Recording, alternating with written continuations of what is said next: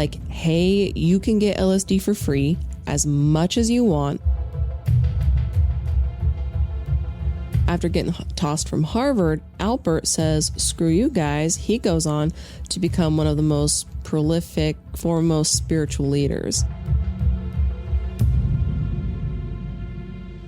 During this period too, actually the CIA was conducting their own research program, trying to figure out, can we use this as a bioweapon to give to the enemy and make it impossible for them to fight?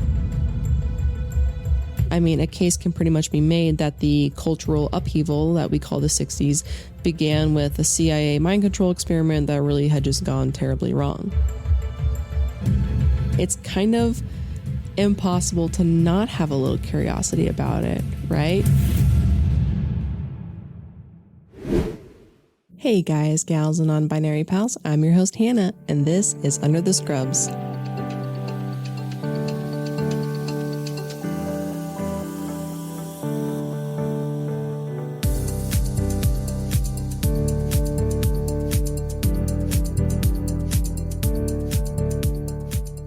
All right, baby, we are talking psychedelics for science, bitch. That's what we got going on this week and several weeks to follow. We're going to start our psychedelic journey. I thought it'd be cool if I started this off by saying a bunch of different, languages, saying drugs, but unfortunately it's pharmaca in Greek, drogen in German, and drugs in Dutch, and pretty much that's just like a rinse and repeat of damn near every other language. So it's not as cool as I want it to be. We are going to learn about how they actually help mental health, and God knows we need it right now. Most of my information is pulled from the book How to Change Your Mind by Michael Pollan. Now, if I told you that a single dose of LSD can change your thought pattern and relieve you of your depression or anxiety, would you do it? For people who suffer with a life-threatening illness, there was actually a trial that found that 77.8% of the participants experienced a decrease in their anxiety, and 66.7% actually had an improvement in their quality of life post-treatment. You know, an LSD trip led trial participants to have deeper emotional insights and really helped them face the unknown head-on. I mean, to be able to take a drug and trip balls for like 20 minutes, hour max, and then have like immediate long-lasting effects on your mental health, I think that for me sounds amazing. Sign me up. It even has been used in alcoholic dependency, and it was showing positive results. I only say was because the initial trials were in the 1960s and 70s, and it did show that one dose of LSD reduced risky alcohol use. The most noticeable results were between 2 to 3 months, and it lasted up to 6, which to me, that doesn't sound too bad. Drop some LSD every 6 months. I can get down and dirty with that. I've personally never done it, but hey, I'm going to be old and retired one day. Who knows? Before I jump into my episode, I figured I'd just go ahead and do my timeout. By this time that my episode comes out, I will be on my honeymoon. Fingers crossed that I haven't been abducted by pirates, because that would really suck and put a damper on everything. But I figured I would share some really awful first dates that I've been on with you guys. I'm not sad to be leaving the single life behind. I am now domesticated. Couldn't be happier. But I just thought, I've been on really awful dates. My taste in men in the past have been a form of self-harm. If I dated you, you definitely need therapy. I don't know. There's probably a better way to find out about this, but yeah. So I went on a date with this guy. I was newly 21, and I thought I was so adult-like, right? He was maybe like 25, 26. So in my mind, I'm like, oh my God, he's so mature. Okay, he was not. So we went out to drinks, and as he was going to drop me off at my place, I was trying to open the door, which that should have been red flag number one. Why am I opening my own door? But I'm trying to open my own door, and he's telling me, he's like, you have to lift up the handle. I'm like, well, what do you think I'm doing? You know what I mean? Like, there's no other way for it to go. I'm trying to lift up the handle. I ended up ripping the whole door handle out of the pickup. And we're just staring at each other, and I'm holding the door handle. And Uber was still pretty new at the time. And I was like, I could probably either just walk like 6 miles home or just Uber it. I'm so sorry. Did get a second date with the guy, and 10 out of 10 would not recommend. His dad, he brought his parents with him on the second date, and his dad was going off about how big his grandkids are going to be because I'm tall. And I'm like, whoa, I'm not having kids right now. Like, no, thank you. It was a weird situation. So dodge that bullet. There was another date that I went on, different guy, where I showed up hungover an hour late with vomit in my hair. A little bit, not bad. I kind of rinsed it out. I was not doing well mentally. But anyways, I went on a date with this guy, and the entire time he just talked about how he had gone on a trip international, met some other girl over there. She was from a different country, and they fell in love, and she broke his heart. And that's all I heard for 2 hours of this date. And I mean, I don't know why I didn't get like a gold medal or something for the simple fact that I was there. Yeah, I was late, but I was hungover, and I didn't want to tell him to shut up. So, I mean, #blessed, am I right? There was one guy I went on another date with, different guy, and in 96 hours, he told me that he loved me. He wanted to buy me a ring and buy me a house. And then when I didn't say it back, he showed up on my doorstep the next day crying because I didn't say I love you back. And I was like, yeah, I don't know you. I'm actually pretty little freaked out right now. And then he ended up blocking my number and blocking me on everything else, but then would email me and ask me if I missed him. I have a feeling if I would have blocked him on email, I might have started getting messenger pigeons. That's just a hunch, right? And unfortunately, I did fall victim once to a man who I'm pretty sure was hobosexual. If you don't know what that is, that means they fall in love because they need a place to sleep and live. So don't be like me. Go to therapy and learn about your attachment style, and then date somebody who's not your normal type, because that's what I did. And I'm never going back. I told Chris, me and you forever together, baby. All right. You go, I go. If I go, you go. Okay. Together forever. It's either that. If I died, I would not want him to move on, and I will haunt him. Okay. I will stand 10 toes down on that. You hear me, Chris? I will haunt you. All right. So we are talking about LSD today.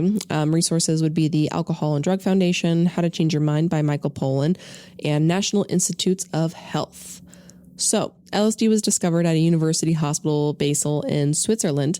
There was healthy volunteers that, volunteered for it, and they were taking a high dose of LSD, and they would have their vitals monitored. And the study investigates how LSD affects the physiology and the mind. Michael Pollan says that they are not addictive drugs, that they are non-toxic, and there's not actually a lethal dose of LSD. That I don't know the validity of. I could see there not being a lethal dose of LSD, but when you mix polypharmacy, so more than just like LSD, cocaine, alcohol, stuff like that, that's where shit gets a little weird. But I'm actually kind of believe in this like no lethal dose of LSD. He does say that bad trips can cause people who are predisposed or vulnerable, like especially to schizophrenia, to actually have psychotic breaks. So to minimize that chance of anything bad happening, put you into a controlled environment, have someone kind of guiding you through this trip if you need it. And that really can make a difference when using psychedelic medication for mental health. There was a man that was interviewed, and so he talked about one of his sessions, and that during this session, he pictured himself as a baby in the womb. He had an umbilical cord wrapped around his neck, and he, was kind of panicking about it, but he kind of felt like he had the choice to die or remove this cord and live. He said he felt like he processed a lot of trauma, and that when he came out of his trip that he was feeling infinitely better. He actually talked with his mom, who had confirmed that she actually did have complications later on in the pregnancy with him. And there was heart issues, that there was actually concern for viability outside of the womb for him. So she asked him about, wanting to participate in the study as well, just because of his experiences and like what he seemed to be able to process. And I mean, I'm not gonna lie, I kind of got interested too. In the 1960s, psychedelics did get a bad rap. There was a whole media turn on them due to President Nixon and his view on drugs. We'll talk about that later. But the 50s to 65s, that was a really fertile period for research, specifically, definitely LSD. LSD is considered kind of a miracle drug, honestly, but it feels like it's kind of being erased from history as science that's backing those claims up are getting buried pretty deeply in history. So where this all started is Dr. Albert Hofmann. He was a chemist in Switzerland. He says that the ordinary bomb to the atomic bomb is what an ordinary intoxicant is to LSD. He worked for Sandoz, which was a drug company, and their goal was to find new drugs for women postpartum. Ergot is a fungus on a rye plant, and the chemists were assigned to break down the ergot into various compounds. The 25th was LSD-25. During testing of LSD-25, the experimental animals became restless, like they were using a lot of mice for this. But after 5 years of synthesis on this, Dr. Albert accidentally actually got some of this on his skin, and that's when he had his first trip. All of a sudden, he's seeing beautiful pictures. He lay down at home, and I mean, he's just having a grand old time. The trip starts to slowly fade away. The strange pictures that he had seen, they were exhilarating. And so like any good scientist, he tried it again. He tried a 0.25 milligram, but I mean, LSD already is very active in a very small dose. It's actually typically measured in micrograms. So when Albert Hofmann tried it again, his second trip was awful. He rode his bike home, and he's just seeing shapes and characters shifting on the sidewalk. He thought he died, that it was the end of the world. And so as the effects subsided, he walked out of a garden that he was laying in, and he said everything glistened and sparkled anew. Like it was newly created, and that, life was worth living, and he was born again. Sandoz opened a research and development program, and so they got the word out to any researcher or psychotherapist, like, hey, you guys will get LSD for free as much as you want, as long as you just give us a little piece of paper that's got some fancy letterhead that says that's you're a researcher or psychotherapist. Psychiatrists with addiction specialties actually started trying to figure out what LSD was good for as well, and so this was the start of that fertile research period. In 1951, Dr. Humphrey Osmond was a psychiatrist at the Weyburn Mental Hospital in Saskatchewan, Canada. He was encouraging people to try LSD prior to, so that way you know what your patients are going through. And he even said, this doesn't feel like madness, this just feels way too good. And then the term psychedelic was actually coined by Humphrey. And some of these trips kind of seemed a little orgasmic to me, so low-key kind of signed me up, right? Bill Wilson, he was the co-founder of Alcoholics Anonymous. He was actually administered psychedelics, and that's how he got sober. He had a spiritual experience with this, and that really transformed his thinking about his addiction. And so the spirituality in AA that might seem like Christianity is more kind of like a latent psychedelia. There's 40,000 research subjects, 6 international conferences about LSD alone between 1950 and 1965 with substantial results. The drug really allowed people to open up themselves and put down defenses in such a way that they could deal with difficult material. So in the early 60s, research kind of escapes the lab and goes into the classroom. So Dr. Timothy Leary, he was either kind of thought of as either a prophet or a fiend. He was a really dominant figure when it came to the uprising of LSD. He started experimenting with it as he was teaching psychology at Harvard University.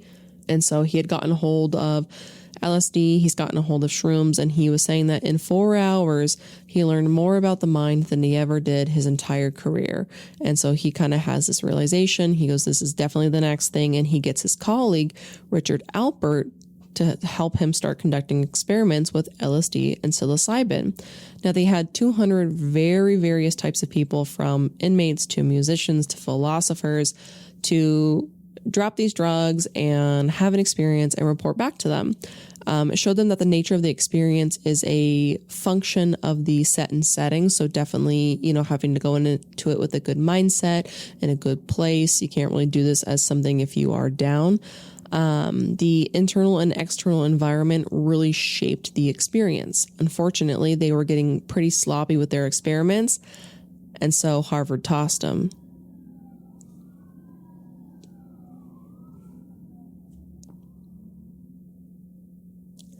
After getting tossed from Harvard, Alpert says, screw you guys. He goes on to become one of the most prolific, foremost spiritual leaders, right? LSD in your consciousness expands the number of possibilities, the number of perspectives, just really dramatically multiplies. Leary really wanted people to break out of rigidity of your religion, of parents' expectations, of the world. During this period too, actually the CIA was conducting their own research program trying to figure out what to do with psychedelics as well. They're like, can we use this as a bioweapon to give to the enemy and make it impossible for them to fight? Can it be a truth serum that could be used in interrogation? So they were giving LSD to patients out of a VA hospital associated with Stanford, and one of the people that they dosed was a young author named Ken Kesey, and this was the wrong guy. All right, Ken called it the revolt of the guinea pigs. He proceeded to organize a series of acid tests in which, he got in basically a giant ass bus. They drove it around and they would give acid to thousands of young people in the Bay Area in an effort to change the mind of a generation. A case can pretty much be made that the cultural upheaval that we call the 60s began with a CIA mind control experiment that really had just gone terribly wrong. Now, Dr. James Fadiman is a psychologist, and he took LSD, and he said that day absolutely changed his life. He said he realized he was a subset of a larger being and that he was connected to all other beings in the universe. You just have this awareness of the unity and the interweaving of all things. Really hearing some of these people talk about it, because they have some videos on it, hearing them talk about their trips with LSD. They are so passionate and inspirational. It's kind of impossible to not have a little curiosity about it, right? So Stanford University in the 1960s. So James was a grad student, and he had noticed that part of California was becoming the techno hub, and studies were happening where people from the neighborhood were coming in and they were trying LSD. They'd do 100 micrograms for treatment. And they said that they had 48 people with problems and there was 48 satisfactory solutions. And so with this techno hub starting to boom on top of LSD starting to boom, you kind of see Silicon Valley flirting with psychedelics a little bit. Even Steve Jobs did it, and he said it was one of the 2 or 3 most important things he's ever done in his life. Stuart Brand, he rethinks the computer as not just a tool of industrial repression, but more as a tool of personal liberation. 1966 in the spring So Stuart in 1966, it was about springtime, he's on an LSD trip and he had a genuine creative experience, realizing that if we ever got a photograph from space of Earth, it would change people's perspectives. And he was sending letters to NASA being like, give me a photo. Let me see that photo. Are you up? I want to see that photo. They're not really sure if NASA ever heard him, but they actually did end up releasing a photo of the Earth from space. It blew a lot of people's minds, right? Kary Mullis, he is the inventor of PCR method, which actually gives us the PCR method is what gives us the ability to duplicate DNA, and he opens up the fields of genetics, making it really the most important invention of the 20th century. Now, he says he wasn't on LSD when he discovered PCR, but he does contribute to what he's learned through psychedelic drugs. So during this time period, we're kind of seeing a generation wanting to create their own culture, drop out of school. They're dodging war drafts. They're wanting peace, planet consciousness. And the first time in history, many decided not to go to war in Vietnam. And there's a lot of things that play into it, right? Were we even attacked? Did we need to go there? But LSD did, kind of play into this where peace, love, like we don't need to be shooting at people or going in and taking them down. So to President Nixon, he sees this drop in support of the war. And so now he's turning on psychedelics, saying that that's part of the problem. And so now media starts putting out anti-LSD propaganda. There was a commercial where it's like playing Russian roulette. They've got these kids playing Russian roulette and they're comparing that to LSD. They're saying that it scrambles your chromosomes, that you've got really bad trips and you'll never come back down from that. So media really does a U-turn, and then in return, it starts to become illegal, definitely in California and Nevada first. And then in the 1970, the federal government made LSD illegal, and they said it was an analytic drug that had no medical use. And so therefore, LSD research was stopped. There was about 60 different studies going on around the world at the time. And so when this LSD research was stopped, there were about 60 different studies going on around at the time. And the United States government sent out letters that said, hey, as of the receipt of this letter, your investigational exemption to use substances is canceled, effectively really ending all of the research. Dr. Albert knows that when LSD comes to America, it goes from a miracle drug to like a satanic drug. And unfortunately, with that switch, the downfall for LSD occurs. And so for 3 decades, no research is done, and it was considered kind of a dark period for psychedelic research. But back in Switzerland, the OG birthplace of LSD, in the early 2000s, it kind of picks back up. Dr. Peter Gasser, he's a psychiatrist, and he wanted to change the negative outlook on LSD, especially within a medical frame. Peter convinced people that, they really could benefit from it. And so 2006, Albert Hofmann, the original creator, celebrated his 100th birthday, and there was a conference in Oslo. More than 1,000 people came from all over the world. And at the end of the conference, they wrote an open letter to all of the health ministries all over the world, asking for LSD research to be able to continue again. And so all of these letters went ignored, except the Swiss. So Peter was able to develop an LSD protocol, which was approved by the Ministry of Health, and he was able to get the LSD shipped to him. I mean, he went to the post office and picked it up. There's his little box. He's got his little LSD. So the burn study was for treating people who were suffering from severe physical illnesses like cancer, anxiety, kind of like an existential distress. And it was showing that LSD was going to really help these people.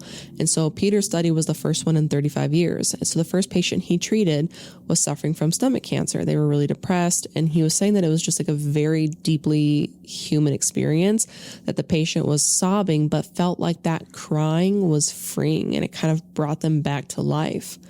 LSD was being viewed as a transformation with such little substance and not an intoxication. He was saying that it really helps us feel connected to the universe, to creation, nature, relationships, like all that. Dr. Franz Vollenweider is a neuropsychiatrist, and so he works in a lab, and they try to understand the effect of psychedelics on the system level, not at the receptor level alone, but that they do interact within the brain receptors. So he started looking at regions in the brain where the sense organs come in and act as a filter for at least external information. Sometimes it is so strong that such an opening like this, everything he was saying just kind of becomes a whole cosmic dance. Receptors have been discovered and being involved in self, which is the most complex experience we have. He has the individuals wear like this kind of cap that's got these electrodes all over it, and it's got this pen that they trace over the head, and it shows it up on the screen where they're tracing it and stuff like that. And so Dr. Franz was saying that, we all think it's me, I'm the owner of my thoughts, but we don't really know how this is going to be constructed in the brain. And because psychedelics reduce defense and ego boundaries and rigidity, they allow us to study the foundation of conscious mechanism that you can't study in a normal state. You can learn a lot from psychedelics, like how to be used in psychotherapy, and they also do somehow reduce pain and anxiety. Jeffrey Bader is a study participant, and he said he had suffered for years with chronic cluster headaches and that the pain got to the point it would be unbearable. He was having up to 8 attacks a day. He was losing his hair to this, and where he lived, physician-assisted suicide was available, and so he did contemplate that. To what extent is a life worth living? after it got worse to the point that he was ready to kind of pursue this route, he started looking for resources and found Basil with the LSD study. Since taking part in the study, he's had 5 pain-free days, and he said that they are just extremely beautiful. He's convinced with LSD that there is a path to improvement from cluster attacks, and that even just this opportunity in itself has given him a lot of hope for the future where he normally didn't have it. Now, citizen scientists have started microdosing to experiment, ranging with maybe creativity to depression, but all roads lead back to Jim Fadiman, as he's kind of considered the father of microdosing. He says microdosing is between 1/10 to 1/20 of the recommended dose. He says as far as microdosing, the benefits alleviate about 80% of your depression better, and it's different than any antidepressant. The most common comment that he's had with his own studies is, "I'm back, I feel like myself again." He says his protocol is 1 day on and 2 days off. So there's 2 different kinds of consciousness. There's spotlight, which is very directed. This is kind of more adult-like. You aim your attention at something and you think about it. And that's a really powerful tool, right? If you want to focus on one thing. But the other one is more associated with children, and it's called lantern consciousness. So instead of having one point to fix on, you illuminate everything, and everything is kind of coming into them and they haven't seen it before. So think of when you experience magic through a kid's eyes, right? Because they're experiencing life for the first time. Snowfall, a butterfly landing on them, just little things like that you forget are so magical, because as adults, we've kind of, surpassed that. But as children, you get to watch that. And it's really cool. It's as if you're cleaning a window for the first time and you can see clearly out of it. Now, you don't want to be in this state of wonder and awe all the time, as that's not a sustainable state, right? You wouldn't get shit done. But I think every now and then it's a really nice reminder of what's out there. Having worked in mental health, there is a cycle that we see with involuntary psych patients, right? You're taking your medication, you get discharged, you stop taking your medications, you become gravely disabled, a danger to self or others, you're detained, and then you're back in the psych hospital, you get back on your meds, and it's rinse and repeat. At what point do we say this is enough? At what point do we get tired of this shit not working? The reality is something drastic really needs to change. Let's say, and we're pretending that I'm a provider, right? You come to me with high blood pressure. I would prescribe you a medication to treat that. And then I can take your blood pressure every day when you take that pill, and I can have objective data. With psychiatric meds, it's literally take this pill, tell me how you feel. It might take a month or to kick in or so, right? And then the data is subjective. I had patients that we would put them on, the same meds at whatever they were on when they were there last. And now all of a sudden it doesn't work. So now you're experimenting further with these pills, and it's going to take, if not, as long, twice as long, because you're changing medication around. It's not like it's an instantaneous, happens in a day or two. These things take time. There's a monthly injection you can do, Invega Sustenna. But if you don't have a good reaction to it, you now have to suffer for a month, because I can't take it out of your muscles. I can't take the medication out of your body now that you're slowly absorbing it. So why is it that we don't want people to get better? If we address the mental health crisis with psychedelics, would we see a change in our healthcare system? How would we see a change in the unhoused population? Because, involuntary psych, a lot of the patients that we had were unhoused, or they were on, we usually help them get into housing. But, would we see a change in that? Because they would be able to have a better mental headspace. Would they be able to hold a job better, be able to get a job, get a place to live, those kinds of things? What kind of culture change would we see in the world? I've met some very simple, shallow-minded people, right? And I would love to watch them drop some acid, come out a better person, hopefully. And like them just realize that there's more to this world than just them. And now psychedelics aren't for everyone, right? There's currently a Dr. David Olson at University of California, and he's designing a drug that retains the LSD ability to promote neuron growth without the hallucinogenic potential. And the hallucinogenic potential is usually what's damaging to individuals with schizophrenia or like any kind of family history of psychosis. So when we were talking about someone being vulnerable to like a family history or something, and then having a psychotic break if they had a bad trip, that's kind of what it is. And I mean, that was May 6th of this year that it was talked about. So like, what do we have to lose by letting healthy volunteers offer themselves as tribute to drop some psychedelics, report their findings, and possibly more than likely live a better life in the name of science? I mean, I'm kind of down for it. I've had my own struggles with mental health in the past. I had a brain injury that was by an ex, like I said, did not know how to pick them. But, you know, I had days where I would lay in bed. I wouldn't eat. I wouldn't drink. I just would rot. If I didn't have anything to do that day, I just did not get out of bed. You know, I was on a bunch of different antidepressants, and it's literally, okay, well, you take this one and you've got an increase in serotonin, but your dopamine and your norepinephrine levels have lowered because your serotonin has gone up. So then you should take this other one. Well, you should take this other pill. And it's literally just pill after pill. I didn't want that. I didn't like taking a bunch of different pills. I was on a really harsh one that the withdrawal symptoms, when I quit it cold turkey because I couldn't get anybody to help me get off of it, for 2 weeks, man, I was miserable. So I know that, I mean, I know there's places that are starting to use psilocybin. Why not introduce LSD? I mean, we're also doing ketamine, you know, I mean, what's the harm in trying to help our world? I don't think it's too bad. I think especially in a time now where we know more about mental health and we know how bad it's getting, why not throw the kitchen sink at it and try and do everything we possibly can?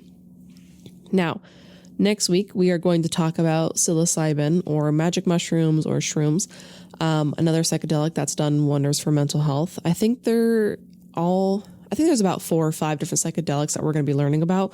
So tell your friends, Mima, family, coworkers, whoever, to join us on this journey. Make sure you subscribe, turn on automatic downloads so you can wake up every Tuesday morning to the new episodes that are dropping. You can check us out on Instagram under the Scrubs Podcast. And if there is something that maybe you want to cover, or like a topic where you're like, hey, I'm an expert in this shit, I want to talk about it, bring more awareness, let us know. You can email us at underthescrubspodcast@gmail.com. And so until then, I will see you guys next Tuesday. Okay, love you. Bye.